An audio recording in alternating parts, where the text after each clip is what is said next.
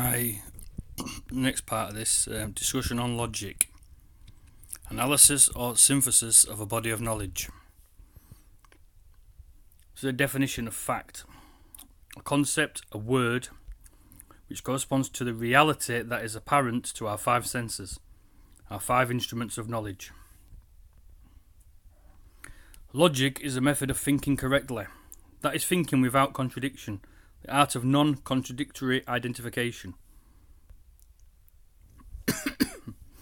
After a body of knowledge is gathered and properly arranged through general grammar, the topic of proposition must be understood. When all of the stated contradictions have been removed from the proposition by subjecting it to logic, this work is called proof. The proposition is said to be understood. All of the relationships within the proposition and to reality are in concurrence. There remain no contradictions. All of the statements within the propositions are related facts. The description in the previous paragraph is an awkward way of stating that the logical law of non-contradiction.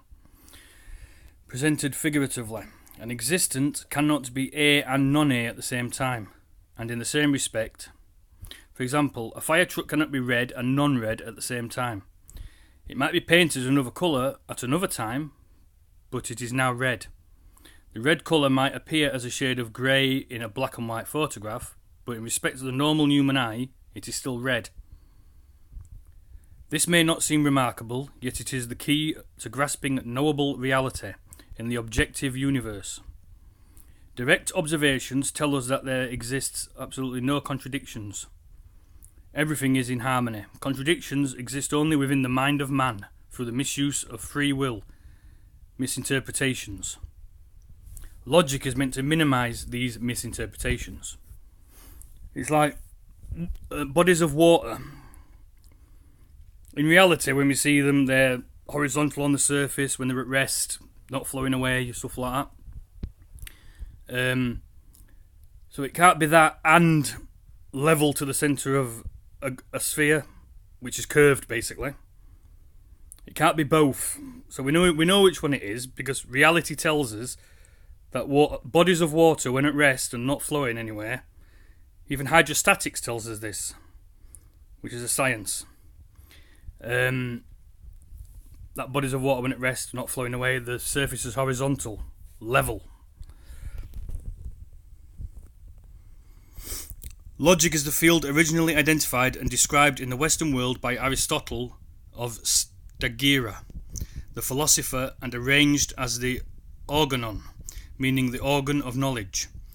It is even among his other intellectual feats, his greatest achievement. It is man's method of passing from the known to the unknown, thereby making it known ad infinitum. It is a diagram to the understanding of new knowledge.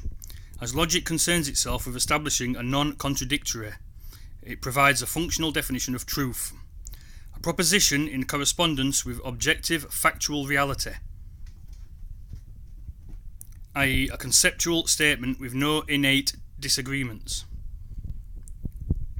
Below are diagrams relating personal belief and objective reality to the position of truth.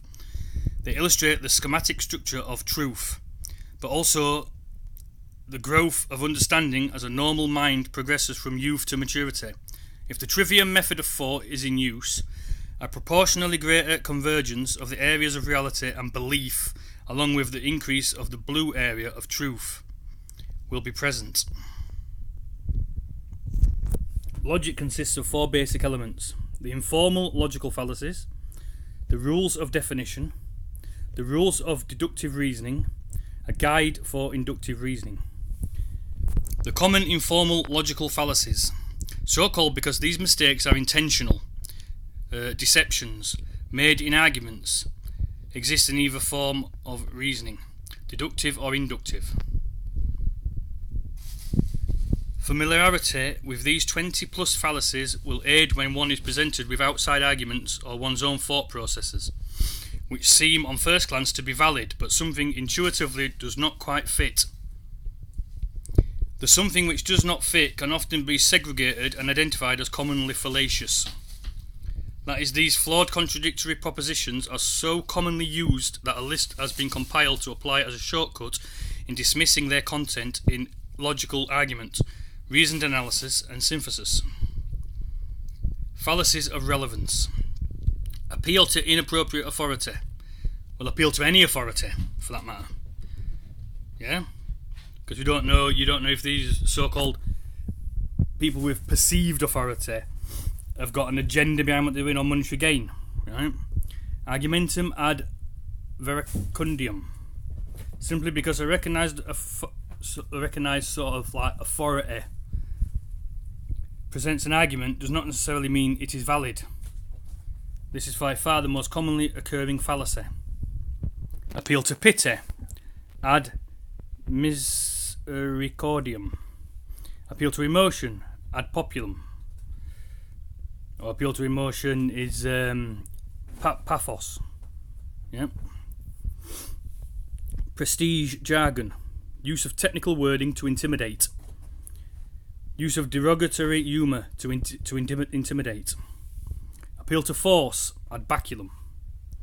Irrelevant conclusion. Ignoratio elenchi. Argument from incessant repetition. Ad nauseam. Filibuster, mass media, advertisement. Argument from ignorance. Onus of proof principle. Ignorance of the fact that a negative cannot be proven, or that a proposition cannot be called proven due to the lack of positive proof. Ad ignorantium. Argument against the man. Ad hominem, abusive and circumstantial. The opposite of verecundium. An argument is not necessarily invalid because it is proposed by a particular individual. The argument should be judged on its own merits, its own content. Fallacies of presumption. Begging the question. Petitio principii. Circular reasoning. Restatement. Arbitrary redefinition. Complex question. Question asked in such a way as to presuppose truth of some conclusion buried in the question, leading questions. Non sequitur, it does not follow. False cause, effect and cause are not in alignment. 1. After this, therefore, because of this, look, superstition, etc. Post hoc ergo propter hoc. Fallacies of ambiguity. Equivocation, using the same term in arguments inconsistently in differing senses. This is another very commonly used fallacy, especially in legal, political and ecclesiastical debate. Intense training is required to detect this fallacy. It is very subtle. Amphibole. Undue ambiguity owing to imprecise or improper grammar. Accent. Applying inappropriate emphasis to a particular term in a statement. Composition. Reasoning from attributes of the parts of a whole to the whole itself. Division. Reasoning that what is true of the whole must be true of the parts. A list of the major fallacies along with some of their Latin names is provided so that you may perform an internet word search or refer to any introduction to classical logic text under informal logical fallacies to enumerate and explain the particulars on this or any other following topics. A word search on any proper name or technical term mentioned in this letter might further clarify the included concepts. I recommend this element be studied and understood before advancing to the other three, as it is one of the most easily comprehensible and useful in day-to-day life. The contemporary thinker Carl Sagan called this element the baloney detection kit.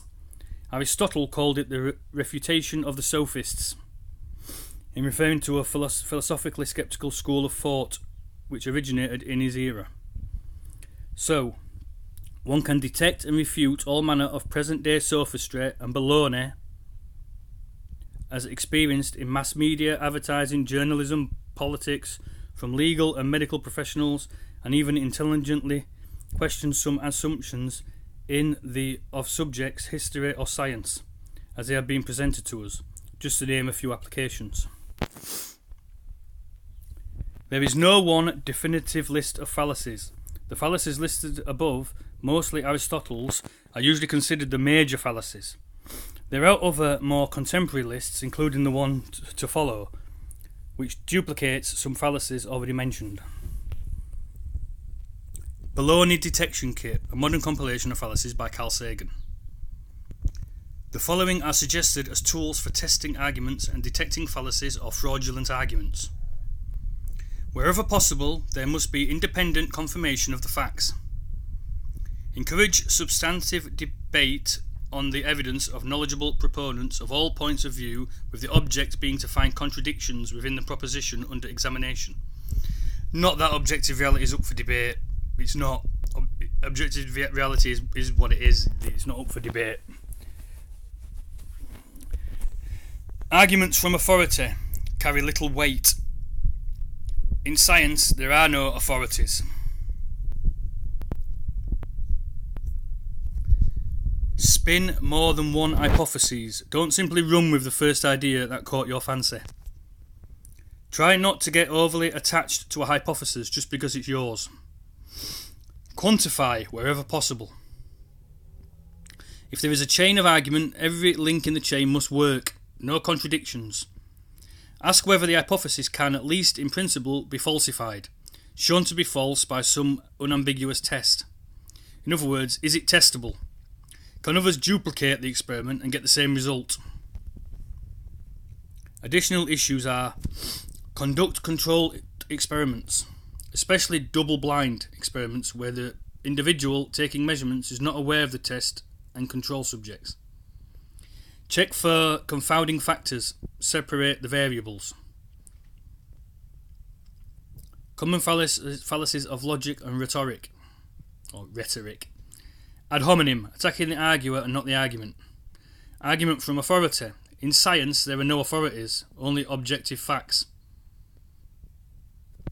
Argument from adverse consequences. Putting pressure on the decision maker by pointing out dire consequences of an unfavourable decision.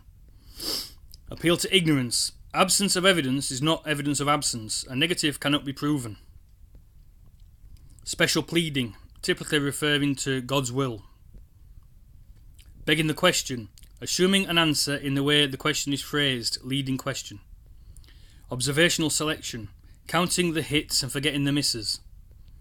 Statistics of small numbers, such as drawing conclusions from inadequate sample sizes. Misunderstanding the nature of statistics. President Eisenhower expressing astonishment and alarm that fully half of all Americans have below average intelligence when expressed as a mean average. He mistakenly supposed it was an arithmetic average. Inconsistency.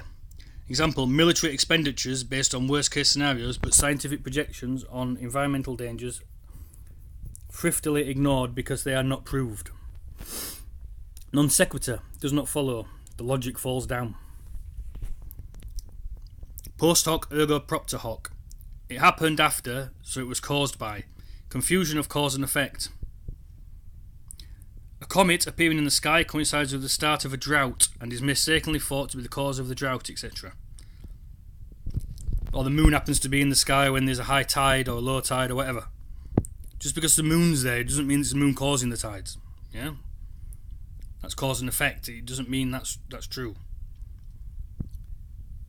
Controlled opposition. Staging opposition to an issue in order to claim the prearranged outcome had been tested by objective debate. Not that, like I said, not that there is a debate in this, what we're looking into now at the minute anyway. The American political structure, which declares having two independent parties but has only one big government. There's a lot of controlled opposition in this, what we're doing here now, staging the opposition to this issue in order to claim that the prearranged outcome has been tested by objective reality and objective debate. Yeah, that's controlled opposition, gatekeeping. Meaningless question. What happens when an irresistible force meets an immovable object? Excluded middle. Considering only the two extremes in a range of possibilities, making the other side look worse than it really is. Short-term versus long-term, a subset of excluded middle. Why pursue fundamental science when we have so huge a budget deficit? Slippery slope, a subset of excluded middle. Unwarranted extrapolation of the effects. Give an inch and they will take a mile. Confusion or correlation and causation. Straw man. Caricaturing or stereotyping a position to make it easier to attack. Well, there's a lot of that out here as well. Straw man fallacy stuff that's been pushed and put out there. These maps and models and stuff like that, which we know nothing about because we've not had full exploration. We don't know. Yeah? Like domes and ice walls and all this stuff. Suppressed evidence or half-truths. Weasel words and phrases. For example, use of euphemisms for war, such as police action, to get around limitations on presidential powers. An important art of politicians is to find new names for institutions which under old names have become odious to the public. The rules of definition. The method by which to isolate the essence of a word/concept, definition, is the heart of logic. In the West, the philosopher Socrates, the father of definition, first recognized the need to establish common conceptual ground in argumentation and communication. Socrates' emphatic prescription to clear the muddle, contradiction and confusion of men's minds was to define your terms. So to get rid of contradiction and confusion of our minds, you have to define your terms. Terms being used synonymously with words in this case. The Socratic method consists of defining all terms within an argument, a proposition, until there are no contradictions or inconsistencies within it. If inconsistencies are still present, the argument is considered to be in error. The negative holds the field in logic, argumentum ad ignorantium. Aristotle later discussed the notions of providing a positive statement with positive terms, describing what a concept is, not what it is not, where possible. He also made use of genera, which is general commonalities, to place a term being defined into a classification with other similar terms. The differentia, essential distinctions, to display the defined term's unique individuality within the class. This seeks a reckoning which is not too broad, too narrow, too circular, nor too vague for the term. It is this human ability to have awareness of abstract similarities among existence, or awareness of universals. In the lexicon of philosophy, which is another unique feature of our conceptual capacity, care must also be taken to avoid making conflicting statements within the same definition. The study of this element seems to enhance both intellectual discernment or judgment to find meaning, and value judgment to find, of course, value to accurately evaluate. The following two elements are concerned with the two things the human mind does, or in fact can do, while thinking. Deduce, analyse. Mentally taking ideas apart. Or two, induce, synthesize, mentally combining and putting ideas together or generalizing. It is crucial to understanding these simple definitions. Many cultural factions try to unnecessarily complicate and confuse this issue. The rules of deductive reasoning. Mentally taking ideas apart. The process of passing from known general principles to particular cases in cognition. From the base of immediate logical inference, which derives a conclusion from a single antecedent statement or implication. The tri-termed syllogism, connected discourse, was described and fully explored by Aristotle. A valid middle term is connected to two previously accepted valid terms, the major premise, the subject, and the minor premise, the predicate and the universal principle, and serves as a conclusion in deducing syllogistically. A thorough familiarity with grammar is required in order to parse sentences and entire statements. In this category of analysis, deduction is most useful for establishing the validity and or truth content of a statement, more so than the uncovering of new knowledge. The process of coming to a valid conclusion usually follows a spectrum of evidence. The first conclusion is that of the possible. There is some amount of evidence for the conclusion, but not a preponderance of evidence. I'd say proof, because you need proof, not evidence. Evidence is for like court cases and stuff like that, you know what I mean, political debate and stuff like that, not objective reality. The next level is that of the probable. There is a preponderance of a majority of evidence or proof for the conclusion. The final level is that of certainty. All of the proof or evidence points to the conclusion, and there is no evidence or proof against it. The evidence is conclusive.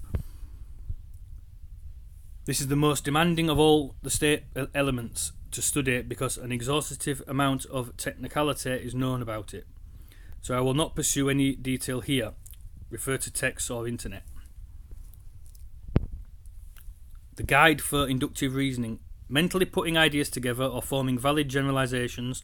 The process of passing from particular instances to forming valid general principles in cognition. This is the primary channel to new knowledge.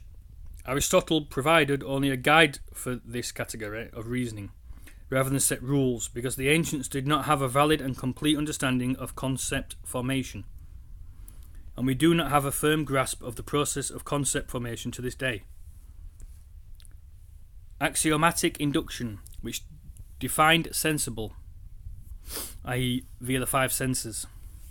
Self-evident, irreducible axioms like existence, identity and consciousness was known to the ancients, and they had what was termed perfect or enumerative induction, which was hypothetically to observe every instance of a phenomenon before advancing a general statement of principle, essentially saying one has to know everything before knowing anything. An impossible task. However, this did lead to a synthesis called genuine induction, which could provide reasonable probabilities rather than certainties, after observing the consistent results in several instances. Not until Francis Bacon hinted at the fundamentals of the scientific method and Isaac Newton used it to integrate the science of physics was the confident declaration of universal assumption realized. The scientific method. Observe natural surroundings to pose a specific question in the physical universe, again that which is apparent to the five senses. Formulate multiple hypotheses in attempting to answer to that question. Extrapolate from the most likely hypotheses to devise an experiment to offer proof of that hypothesis. Conduct a repeatable experiment for corroborative proof and with which to deduce a statement of theory.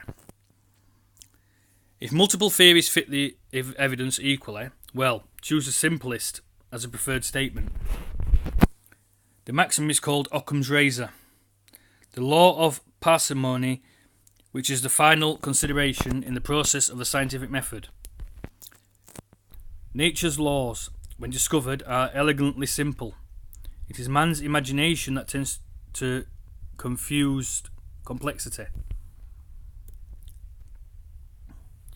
Science is the discipline of demonstrating phenomena as defined by Aristotle. In modern terms, it is the discipline of experimental demonstration.